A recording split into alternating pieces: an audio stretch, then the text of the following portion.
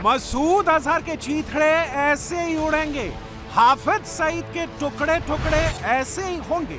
हाफिज लाहौर से निकलेगा तो ऐसे ही फटेगा, मसूद बहावलपुर से निकलेगा तो ऐसे ही मरेगा।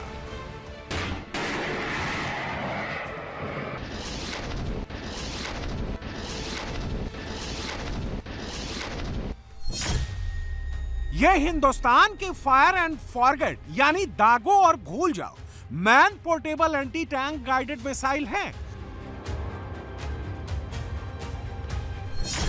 इसकी टेस्टिंग हो गई है, टारगेट पर स्ट्राइक की 100% गारंटी है। तस्वीरें आज ही आई हैं।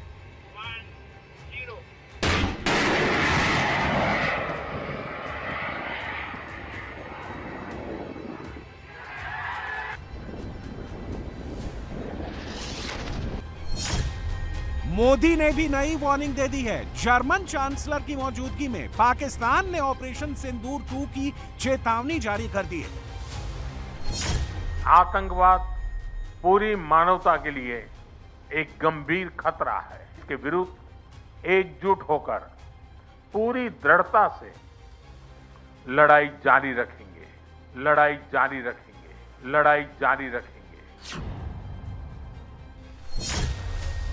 क्या नरेंद्र मोदी फैसला ले चुके हैं? अजित डोवल कौन सा प्लान रेडी करके बैठे हैं?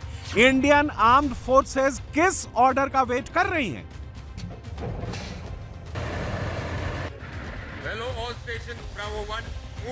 क्या एक्शन किसी भी वक्त शुरू हो सकता है? आपको अपना मैसेज पहुंचाना है तो कुछ करके पहुंचाना होगा, किए बिना कुछ नहीं होता। लड़ाई करने की ना तो पाकिस्तान में हिम्मत है, ना ही उसके पास इसकी ताकत है। वो सिर्फ आतंकवादी कार्रवाइयों के जरिए हमको नुकसान पहुंचाना चाहता है। हमको तैयार रहने की आवश्यकता है, इसलिए तैयारी जारी रखनी है और पहले से ज्यादा, क्योंकि इस बार लड़ाई शायद सीमित ना हो। एनएसए अजित डोवल ने क्यों कहा कि मैसेज पहुंचाना है तो कुछ करके पहुंचाना होगा? इंडियन आर्मी के वेस्टर्न कमांड के commander lieutenant general Manoj Katiyar ने यह क्यों कहा कि भारत पाकिस्तान की अगली भिड़ंत आर या पार की होगी? हिंदुस्तान के तेवर देखकर पाकिस्तान में क्या चल रहा है? रावलपिंडी, पेशावर, इस्लामाबाद, लाहौर, कराची, फैसलाबाद में कितना डर पसरा है?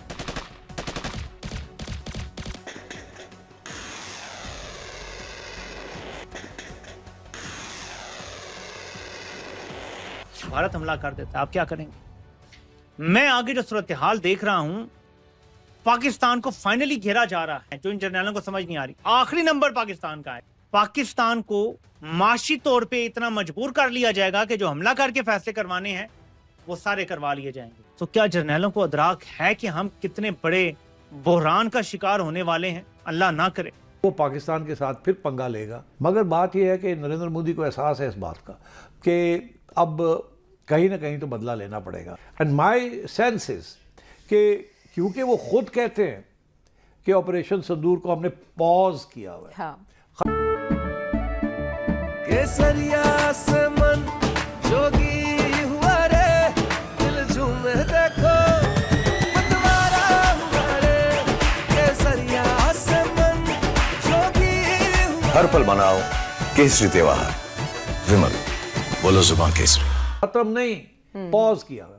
मतलब ये है कि इसको फिर चलाएंगे हम। इसका ये मतलब है कि हम सही टाइम पे सोच समझ के तैयारी करके हम आएंगे, फिर हम बदला लेंगे। ऑपरेशन सिंदूर वो खत्म नहीं हुआ, तो या तो वो कहते ना खत्म हो गया तो बात खत्म हो जाती, पर नहीं। So these are the reasons why I think कि किसी न किसी स्टेज पे वो सोच समझ के पूरी तैयारी करके और वो फिर कोई ना कोई फॉल्स फ्लैग ऑपरेशन करेंगे, जिसके बेसिस के ऊपर एक सरप्राइज अटैक लॉन्च करेंगे। वन ऑफ द रीजंस कि मैं ये कहता हूँ कि वो करेंगे इस वो करें या ना करें, आज करें या कल ना करें या परसों ना करें, हमें हर वक्त यही अजम्पशन रखनी चाहिए। मुनीर के मुल्क में इस वक्त कितना पैनिक है, इसका अंदाजा आप इन तस्वीरों को देखकर लगा सकते हैं। एलओसी के बेहद करीब पाकिस्तान ने ना सिर्फ जैमर्स लगा रखे हैं, बल्कि दिन के वक्त पाकिस्तानी एसएसजी और आतंकवादियों के फॉरवर्ड बेस के साथ साथ सिविलियंस को भी ह्यूमन शील्ड की तरह इस्तेमाल करना शुरू कर दिया है।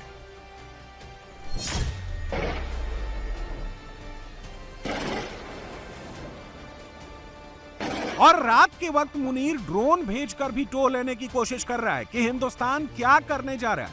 ये तस्वीरें कुछ घंटों पहले की हैं। इंटरनेशनल बॉर्डर और लाइन ऑफ कंट्रोल के आसपास पाकिस्तानी ड्रोन्स दिखाई दिए हैं। नौशेरा सेक्टर के अलावा राजौरी, सांबा और पुंछ जिलों में भी एक के बाद एक कई ड्रोन देखे गए, लेकिन पाकिस्तानी ड्रोन्स दिखाई देते ही भारत की ओर से ताबड़तोड़ फायरिंग की गई, जिसके बाद पाकिस्तानी ड्रोन्स कुछ ही मिनटों में इंडियन एयर स्पेस से भाग खड़े हुए। पाकिस्तान मान कर बैठा है कि हिंदुस्तान कुछ ना कुछ बहुत बड़ा प्लान कर रहा है, और यह बात सही है क्योंकि मुनीर सुधरने का नाम नहीं ले रहा। अभी भी टेरर अटैक की साजिशें रच रहा है, और इसका खुलासा आतंकवादी मसूद अजहर के एक ऑडियो क्लिप से हुआ है, जिसमें उसने क्लेम किया है कि जैश ए मोहम्मद के पास एक नहीं, 1000 नहीं, उससे ज्यादा फिदाइन हमलावर रेडी हैं। इस मजमे में अल्लाह के वो फिदाई मौजूद हैं जो रात के 3 बजे उठ के सिर्फ अल्लाह से शहादत मांगते हैं। ना ये कहते हैं कि कर्जे उतर जाएं, ना ये कहते हैं कि बीवी मिल जाए, ना ये कहते हैं मकान मिल जाए, ना ये कहते हैं दुकान मिल जाए, ना ये कहते हैं बच्चे फरमा बरदार बन जाए, ना ये कहते हैं यूरोप का वीजा मिल जाए, ना ये कहते हैं अमेरिका का वीजा मिल जाए, ना ये अल्लाह से गाड़ी मांगते हैं, ना नए तर्ज का मोटरसाइकिल मांगते हैं, ना अल्लाह ताला से आईफोन मांगते हैं। ये अल्लाह से कहते हैं अल्लाह शहादत दे दे, हमारे अमीर के दिल में डाल दे, मुझे पहले नंबर पे कर दे, मुझे आगे कर दे। तरह तरह की सिफारिशें कराते हैं, मुझे खत लिख लिख के धमकियां देते हैं कि हमें जल्दी भेज दो वरना ये हो जाएगा, वरना वो हो जाएगा। मुझे अल्लाह का वास्ता दे के कहते हैं हमें जल्दी आगे भेज दो, हमें जल्दी आगे भेज दो। मुझे रसूल के वास्ते दे के कहते हैं हमें जल्दी आगे भेज दो। कभी क्या तरीका इख्तियार करते हैं, कभी क्या तरीका इख्तियार करते हैं। रब से मुलाकात का इनको इतना शौक है, इतना शौक है। ये एक नहीं है, ये 2 नहीं है, ये 100 नहीं है, ये 300 नहीं है, ये 1000 नहीं है। तादाद बता दूं तो कल दुनिया के मीडिया पर शोर मच जाएगा। ये चलेंगे इंशाअल्लाह, ये जाएंगे इंशाअल्लाह, इनका रब इनको कबूल करेगा इंशाअल्लाह। यानी एक तरफ आतंकी मसूद अजहर है जो फिदाइन दस्ते को भेजने की तैयारी कर रहा है, दूसरी तरफ लश्कर तैयबा का आतंकी सैफुल्लाह कसूरी है जो खुल्लम खुल्ला पाकिस्तानी फौज से लश्कर का कनेक्शन स्वीकार कर रहा है और कह रहा है कि मुनीर जो कहता है लश्कर वही करता है। सैफुल्लाह कसूरी भी ये मान रहा है कि पाकिस्तानी फौज के ऑर्डर पर ही लश्कर के आतंकी मारे गए आतंकवादियों और पाकिस्तानी फौजियों के जनाजे में फातिहा पढ़ने जाते हैं। पाकिस्तान का दिफा करते हुए कोई भी अगर वो वतन का दिफा करते हुए जख्मी होता है, फिर मौत से दो चार होता है, इंशाअल्लाह हमारे पास दलाइल है, वो शरीयत के हां, अल्लाह के दीन के हां, इंशाअल्लाह क़यामत वाले दिन उसका नाम शहीदों में लिखा जाएगा। हमारे ये शहीद है, हमारा ये फख्र है। और हमें कहा गया कि उनका जनाजा पढ़ाना। अब जनाजा पढ़ाना एक मुसलमान का दूसरे मुसलमान पर हक है, लेकिन अगर हम जनाजा भी पढ़ाएं तो हमारे दुश्मन के पेट में मरोड़ खड़े हो, उसका दिमाग मौत हो, उसकी रातों की नींदें हराम हो, तो इसका माना क्या है कि दुश्मन बड़ा बुखलाया हुआ है, उसके कदमों से जमीन निकल रही है, उसको अपना वजूद खतरे में नजर आ रहा है। वो अपने आप को ये समझता है कि अब आने वाला वक्त मेरा नहीं है और इंशाअल्लाह नहीं है। आने वाला वक्त, आने वाला कल, मेरी बात खूब अच्छी तरह समझ लो, इंशाअल्लाह आने वाला कल ईमान का है, इस्लाम का है, पाकिस्तान का है। लश्कर के आतंकी ने कैमरे पर जो कहा उसका सबूत आपके सामने है। सैफुल्लाह कसूरी भी पाकिस्तानी फौजियों के जनाजे में फातिहा पढ़ता है। इस वीडियो में आप कसूरी और पाकिस्तानी फौजियों को साफ साफ देख सकते हैं। और इसके एवज में मुनीर लश्कर तैयबा से लेकर जैश ए मोहम्मद तक सबके टॉप आतंकवादियों को फुल वीवीआईपी प्रोटोकॉल देता है स्टेट स्पॉन्सर्ड सिक्योरिटी में लश्कर और जैश के ये सारे आतंकवादी पाकिस्तान की सड़कों पर अपना काफिला लेकर निकलते हैं और अब इन काफिलों को टारगेट करने का वक्त करीब आ गया है। हिंदुस्तान ने अब की बार जो 3rd generation fire and forget man portable anti tank guided missile की टेस्टिंग की है, वो किसी भी मूविंग टारगेट को निशाना बनाकर उसके परखच्चे उड़ा सकती हैं। भारत में ही बने fire and forget MPA TGM में इमेजिंग इंफ्रारेड होमिंग सीकर यानी केसरिया से मन जोगी हुआ रे, दिल झूमे देखो मतवारा हुआ रे, केसरिया से मन जोगी हुआ। हर पल मनाओ केसरी त्योहार। विमल, बोलो जुबान केसरी। तैयार लगा है, all electric control actuation system लगा है, फायर कंट्रोल सिस्टम से लेकर वॉर हेड और हाई परफॉर्मेंस साइटिंग सिस्टम तक इसमें दुश्मन के परखच्चे उड़ाने वाले सारे सिस्टम मौजूद हैं। NSA अजीत डोभाल ने भी कुछ घंटों पहले यही हिंट दिया है। तो क्या आतंकवादियों के चीथड़े उड़ने का वक्त सच में करीब आता जा रहा है? लग तो ऐसा ही रहा है और इसका डर पूरे पाकिस्तान में दिख रहा है। क्योंकि हम अपनी सुरक्षा और हम अपने आप को समझ नहीं पाए कि हम को क्या खतरे हैं, हम उनके प्रति उदासीन रहे, तो हमें इतिहास ने एक सबक सिखाया। लड़ाइयाँ क्यों लड़ते हैं हम लोग? कोई हमसे साइकोपैथ थोड़ी हैं कि दुश्मन की लाशें हों, डेड बॉडीज पड़ी हों, कटे हुए गटे हों तो हमें कोई बहुत संतोष या बहुत सुकून मिलता है। इसके लिए नहीं रहती लड़ाई। लड़ाइयाँ लड़ी जाती हैं किसी देश के मनोबल को तोड़ने के लिए, ताकि उसका मनोबल इतना टूट जाए कि वो हमारी इच्छाओं के अनुसार संधि कर सके, हमारी बात को मान सके, जो हम चाहते हैं वो उसे प्राप्त कर सके। मनोबल नहीं है तो आपके अस्त्र शस्त्र सब बैठे रह जाएंगे और उसके लिए चाहिए नेतृत्व। आज हम बहुत भाग्यशाली हैं कि देश में ऐसा नेतृत्व है, एक ऐसा नेतृत्व जिसने 10 साल में देश को कहां से कहां पहुंचाकर एक ऑटो बोर्ड में ले आए हैं। दोस्तों, भारत के नेशनल सिक्योरिटी एडवाइजर ने एक बड़ी इंपॉर्टेंट बात की है। उन्होंने कहा है कि रिवेंज जो है ना वो अच्छा लफ्ज नहीं है, but we have to avenge our history. तो बेसिकली मोदी साहब के दिमाग में उन्होंने ये चीज डाली है कि यू हैव टू ले foundation for a longer battle. Modi साहब लगे तैयार बैठे, कहते मैं छड़ने ही नहीं है ना सारे।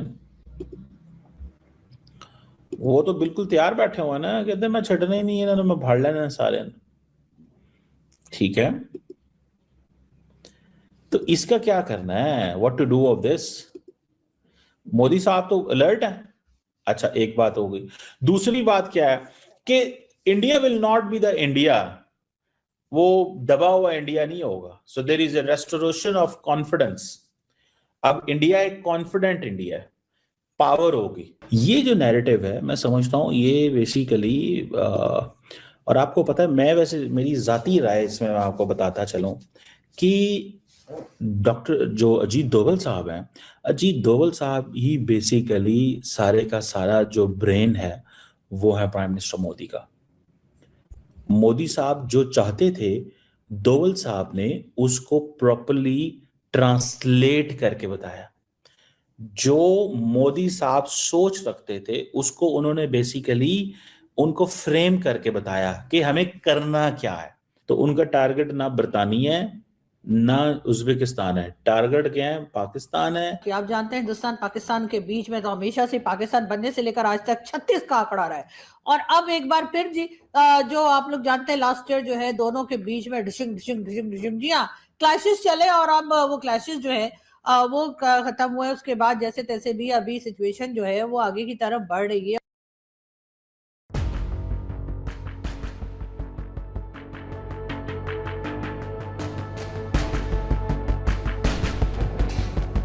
भारत की तीनों सेनाएं ऑपरेशन सिंदूर के बाद से लगातार युद्ध की तैयारियों में जुटी हुई हैं।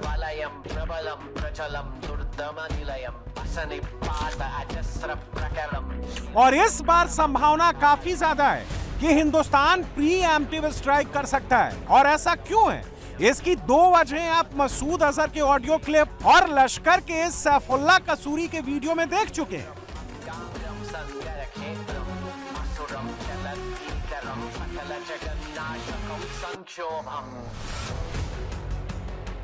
तीसरी वजह इस वक्त आपकी स्क्रीन पर है।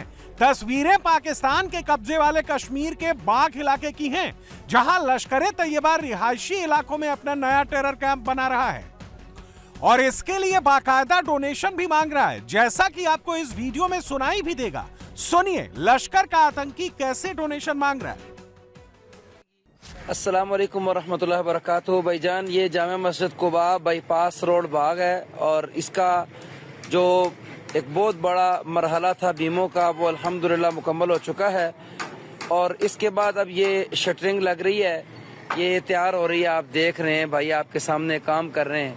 तो ये इंशाल्लाह अनकरीब छत भी डलेगी, तो इसका एक बहुत बड़ा एक मरहला छत का बाकी है।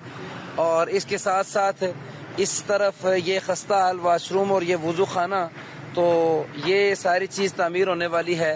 इसके लिए कम अज़ कम 7 टन सरिया और 20 सैकड़े रेत, 20 सैकड़े क्रश और तकरीबन 600 बोरी सीमेंट हमें ज़रूरत है इमरजेंसी। तो भाइयों से गुजारिश है कि जिस तरह आपने पहले तामन किया है, इस तरह मजीद तामन करके जन्नत में अपना घर बनाएं और अल्लाह के इस घर को लाजमन और अर्जेंट तामीर करने के लिए तामन करें। पाकिस्तान पर भारत के प्री एम्प्टिव स्ट्राइक की एक चौथी वजह भी है और वो वजह है बांग्लादेश में लश्कर और जैश के आतंकियों की बढ़ती गतिविधि।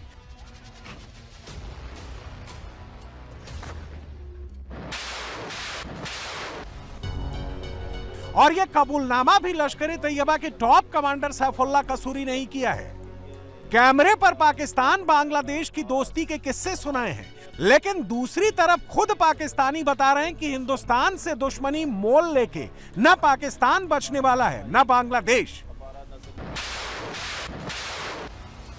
जंग के हालात में पाकिस्तान का न्यूक्लियर बम धरा का धरा रह जाएगा। मुनीर और उसके आतंकी लाख कोशिश करके भी बच नहीं पाएंगे। पाकिस्तान और बांग्लादेश के दरमियान तजारत का जो बाकायदा आगाज़ हुआ है, ये काबिल तारीफ़ है, काबिल तहसीन है। पाकिस्तान मरकज़ी मुस्लिम लीग इस मौका पर पाकिस्तान और बांग्लादेश दोनों मुल्कों को और उनकी हुकूमतों को मुबारकबाद पेश करती है। हम आपस में भाई हैं, हमारा कलमा एक है, हमारा नज़रिया एक है, हमारा अकीदा एक है। तो इस मौका पर नहायत काबिल तहसीन है तजारत का बाकायदा आगाज़ होना। ये इंशाअल्लाह आने वाले वक्त के लिए नए उफ़्क़ तराश होंगे और नई कुर्बतें और उसकी राहें इंशाअल्लाह हमवार होंगी। हमारे दुश्मन ने हमें अब आपसी जुदाई के मौका पर यह गाली दी थी कि हमने नज़रिया पाकिस्तान को खलीज बंगाल में डुबो दिया है। आज ये नारा अपनी मौत आप मर गया और नज़रिया पाकिस्तान ला इलाहा इल्लल्लाह मुहम्मद रसूलुल्लाह इसकी बुनियाद पर दोस्ती ये अल्हम्दुलिल्लाह आज फिर परवान चढ़ रही है। और हम दुआ गो हैं कि अल्लाह तबारक तआला दोनों मुल्कों को और करीब आने की तौफीक अता फरमाए। एक सोच, एक फिक्र, एक नजरिए पर आगे बढ़ने की अल्लाह तौफीक अता फरमाए। बांग्लादेश धमकियां दे रहा है कि जी इंडिया को धमकियां दे रहा है कि आपके 7 सिस्टर्स को हम ये कर देंगे वो कर देंगे। तो आई थिंक इंडिया कुछ ना कुछ करेगा वहाँ। जैसे इंडिया ने पाकिस्तान के खिलाफ कार्रवाई की, इंडिया बांग्लादेश के खिलाफ भी उस एरिया में कुछ ना कुछ करेगा। और नरेंद्र मोदी जिस किस्म की एग्रेसिव फॉरेन पॉलिसी चला रहा था, मैं नहीं समझता कि वो चुप करके फोकस करेगा और भूल जाएगा इन चीज़ों को। वहाँ एक सेंटिमेंट है कि India has to show its a great power. इसीलिए हमने अभी तक इंडिया के साथ एक बड़ी इंपॉर्टेंट एग्रीमेंट है वो नहीं साइन की। इंडिया और इंटरनेशनल कम्युनिटी कहती है कि साइन करे कि जी आप आप पहले नहीं होंगे न्यूक्लियर बॉम्ब चलाने के लिए। दुनिया ने आपस में साइन किए हुए बहुत से मुल्कों ने जिनके पास न्यूक्लियर वेपन्स हैं कि we will not be the first to strike you और लॉन्च और लॉब न्यूक्लियर बॉम्ब। हम कहते हैं हम नहीं कर सकते। उसकी वजह यह है कि we are in a defensive position. अगर हमारे पे अटैक आती है कन्वेंशनल फोर्सेस के साथ जो हम नहीं विथस्टैंड कर सकते, but that is only because the threat is from India. इस बीच खबर आ रही है कि पाकिस्तान और अमेरिका की सेनाएं इंस्पायर्ड गैम्बिट 2026 एक्सरसाइज कर रही हैं। तस्वीरें बस चंद घंटों पहले की हैं, लेकिन ये तस्वीरें आने के बाद अब खुद पाकिस्तानी मानकर बैठे हैं कि अमेरिका सिर्फ उनका उल्लू बना रहा है। एक बार इस्तेमाल करने के बाद ट्रंप मुनीर को धक्के देकर बाहर कर देगा। रही बात भारत की, तो ऐसा लग रहा है कि ट्रंप अपनी भूल सुधार की शुरुआत कर चुके हैं। भारत में अमेरिका की राजदूत ने कह दिया है कि राष्ट्रपति ट्रंप की प्रधानमंत्री मोदी के साथ दोस्ती सच्ची है। Good morning mission India. दोनों में कुछ विषयों पर मतभेद हैं, लेकिन मनभेद नहीं। और ट्रेड डील पर भी अमेरिकी राजदूत ने आज ही क्लैरिटी दे दी है। I've traveled all over the world with President Trump, and I can attest that his friendship with Prime Minister Modi is real.